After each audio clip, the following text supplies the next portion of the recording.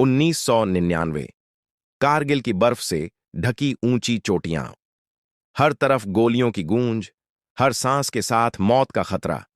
लेकिन इन सब के बीच एक 24 वर्षीय भारतीय अधिकारी अपनी टुकड़ी के साथ दुश्मन की ओर बढ़ रहा था।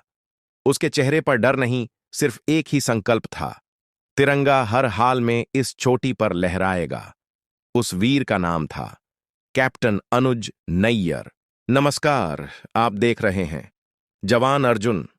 आज की कहानी सिर्फ एक सैनिक की नहीं, बल्कि उस बेटे की है जिसने अपने सपनों से पहले अपने देश को चुना, जिसने अपनी होने वाली जिंदगी से पहले भारत की जीत को चुना, और जिसने आखिरी सांस तक अपने साथियों का साथ नहीं छोड़ा। दिल्ली की गलियों में पला बढ़ा एक साधारण सा लड़का, जिसके दिल में बचपन से सिर्फ एक ही सपना था, भारतीय सेना की वर्दी पहनकर देश की सेवा करना। उसे नहीं पता था कि एक दिन वही सपना उसे कारगिल की उन बर्फीली चोटियों तक ले जाएगा, जहां उसका साहस इतिहास बन जाएगा और उसका नाम हमेशा के लिए भारत के अमर वीरों में लिखा जाएगा। तो आइए जानते हैं कैप्टन अनुज नैयर की अद्भुत और प्रेरणादायक कहानी। दिल्ली एक ऐसा शहर जहां हर दिन लाखों सपने जन्म लेते हैं। उन्हीं सपनों के बीच एक बच्चा भी बड़ा हो रहा था। अनुज नैयर। बचपन से ही अनुज का स्वभाव सबसे अलग था। अनुशासन, आत्मविश्वास और दूसरों की मदद करना उनकी आदत थी। खेल के मैदान में भी वे हमेशा अपनी टीम का नेतृत्व करते थे। परिवार को तभी लगने लगा था कि यह बेटा एक दिन कुछ बड़ा जरूर करेगा। जैसे जैसे उम्र बढ़ी, उनके मन में एक सपना और मजबूत होता गया, भारतीय सेना की वर्दी पहनने का सपना।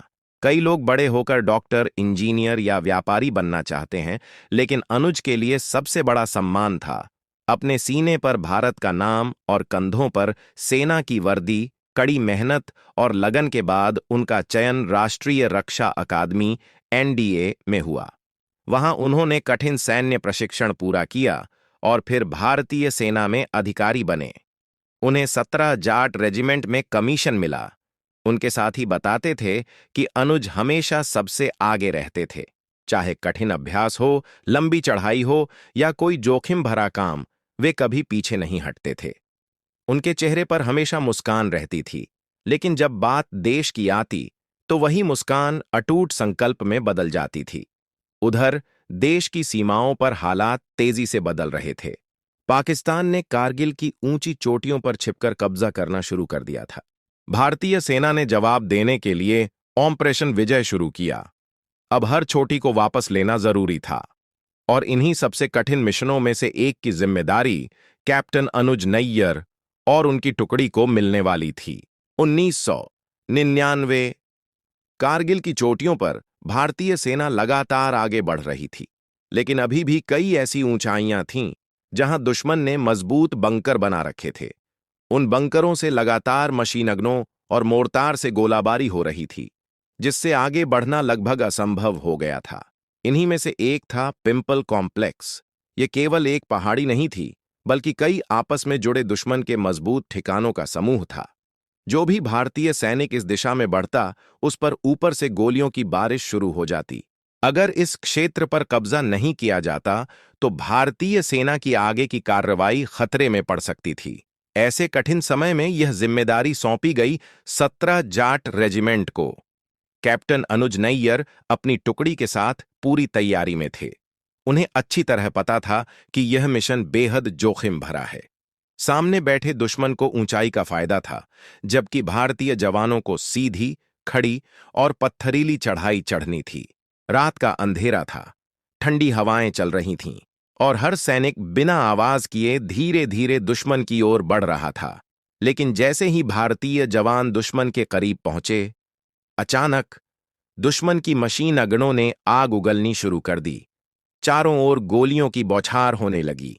चट्टानों से टकराकर गोलियां चिंगारियां छोड़ रही थीं। कई जवान वहीं रुक गए, लेकिन कैप्टन अनुज नैयर ने पीछे हटने से साफ इनकार कर दिया। उन्होंने अपने साथियों की ओर देखा और दृढ़ आवाज में कहा, आज पीछे हटने का सवाल ही नहीं। यह छोटी हर हाल में तिरंगे की होगी। इसके बाद उन्होंने सबसे आगे बढ़कर दुश्मन के पहले बंकर की ओर दौड़ लगा दी। यहीं से शुरू हुई वह लड़ाई जिसने कैप्टन अनुज नैयर को भारत के अमर वीरों में हमेशा के लिए शामिल कर दिया। रात गहरी होती जा रही थी।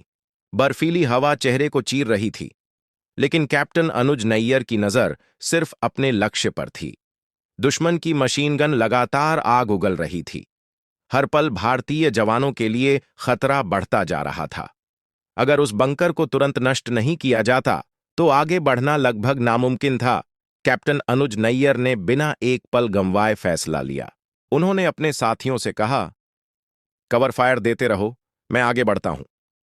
इतना कहकर वे चट्टानों का सहारा लेते हुए तेजी से दुश्मन की ओर बढ़ने लगे। गोलियां उनके बिल्कुल पास से गुजर रही थीं, लेकिन उनके कदम नहीं रुके। कुछ ही क्षणों में वे दुश्मन के पहले बंकर तक पहुंच गए।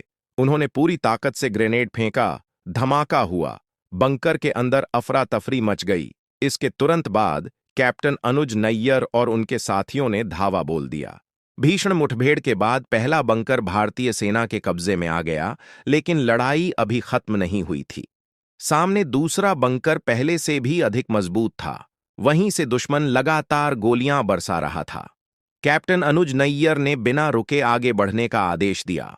उन्होंने अपने साथियों का हौसला बढ़ाया और कहा, रुकना मत, जीत अब बहुत करीब है। इसके बाद पूरी टुकड़ी दूसरे बंकर की ओर बढ़ी। उन्हें पता नहीं था कि अगले कुछ मिनट भारतीय सेना के इतिहास में हमेशा के लिए दर्ज होने वाले हैं। पहला बंकर भारतीय सेना के कब्जे में आ चुका था, लेकिन मिशन अभी पूरा नहीं हुआ था। दुश्मन के बाकी बंकरों से लगातार गोलाबारी हो रही थी। हर पल आगे बढ़ना पहले से ज्यादा कठिन होता जा रहा था। कैप्टन अनुज नैयर ने बिना समय गंवाए अपनी टुकड़ी को आगे बढ़ने का आदेश दिया। वे सबसे आगे थे, उनके पीछे उनके साथी। दुश्मन को अंदाजा भी नहीं था कि भारतीय सेना का यह युवा अधिकारी इतनी तेजी से उनकी ओर बढ़ेगा। कैप्टन अनुज नैयर ने दूसरे बंकर की ओर बढ़ते हुए एक और ग्रेनेड फेंका। जोरदार विस्फोट हुआ। बंकर में बैठे दुश्मन सैनिक घबरा गए। भारतीय जवानों ने तुरंत धावा बोल दिया और दूसरा बंकर भी अपने कब्जे में ले लिया, लेकिन सामने अभी और भी दुश्मन के ठिकाने मौजूद थे। कैप्टन अनुज नैयर बिना रुके तीसरे बंकर की ओर बढ़े। भीषण मुठभेड़ में उन्होंने दुश्मन का डटकर सामना किया। इसी दौरान दुश्मन द्वारा दागे गए रॉकेट प्रोपेल्ड ग्रेनेड आरपीजी के विस्फोट में वे गंभीर रूप से घायल हो गए। गंभीर चोट लगने के बावजूद उन्होंने अपने साथियों का हौसला टूटने नहीं दिया। उनका एक ही लक्ष्य था, मिशन पूरा होना चाहिए। तिरंगा हर हाल में लहराना चाहिए। कुछ ही देर बाद भारत मां का यह वीर सपूत हमेशा के लिए अमर हो गया। उनके अदम्य साहस और सर्वोच्च बलिदान की बदौलत भारतीय सेना ने उस महत्वपूर्ण क्षेत्र पर सफलता हासिल की। कैप्टन अनुज नैयर ने अपने प्राण न्योछावर कर दिए, लेकिन अपने कर्तव्य से कभी पीछे नहीं हटे। उनकी वीरता के लिए भारत सरकार ने उन्हें महावीर चक्र मरणोपरांत से सम्मानित किया। आज भी जब कारगिल के अमर वीरों का नाम लिया जाता है तो कैप्टन अनुज नैयर का नाम गर्व और सम्मान के साथ लिया जाता है। कारगिल की लड़ाई खत्म हो गई, लेकिन कैप्टन अनुज नैयर की वीरता की कहानी कभी खत्म नहीं हुई। जिस मिशन में उन्होंने अपने प्राणों की आहुति दी, उसने भारतीय सेना की सफलता में महत्वपूर्ण योगदान दिया। उनके साहस, नेतृत्व और बलिदान को पूरे देश ने सलाम किया। भारत सरकार ने उन्हें महावीर चक्र मरणोपरांत से सम्मानित किया, जो युद्धकाल में दिया जाने वाला देश का दूसरा सर्वोच्च वीरता सम्मान है। लेकिन किसी भी सम्मान से बढ़कर था वह गर्व जो हर भारतीय उनके नाम पर महसूस करता है। आज भी जब कारगिल विजय दिवस मनाया जाता है तो कैप्टन अनुज नैयर का नाम पूरे सम्मान के साथ लिया जाता है। उनकी कहानी भारतीय सैन्य अकादमियों में युवा अधिकारियों के लिए प्रेरणा का स्रोत मानी जाती है और देश भर के युवाओं को यह संदेश देती है कि सच्चा नेतृत्व सबसे कठिन क्षणों में सामने आता है। उनके परिवार ने अपना बेटा खोया, लेकिन भारत ने एक ऐसा अमर वीर पाया जिसका नाम हमेशा इतिहास के स्वर्णिम पन्नों में लिखा रहेगा। कैप्टन अनुज नैयर ने हमें सिखाया कि देशभक्ति केवल शब्द नहीं होती, बल्कि जरूरत पड़ने पर अपने जीवन का सर्वोच्च बलिदान देने का साहस भी होती है। जय हिंद, वंदे मातरम। दोस्तों, अगर हमारे वीर सैनिकों की ऐसी सच्ची कहानियां आपके दिल को छूती हैं, तो वीडियो को एक लाइक जरूर कर दीजिए। आपका एक छोटा सा सहयोग हमें ऐसे ही अनसुने वीरों की गाथाएं आप तक पहुंचाने की प्रेरणा देता है। और अगर आप पहली बार जवान अर्जुन पर आए हैं, तो चैनल को सब्सक्राइब करके इस सफर का हिस्सा जरूर बनिए। जय हिंद, जय भारत, भारत माता की जय।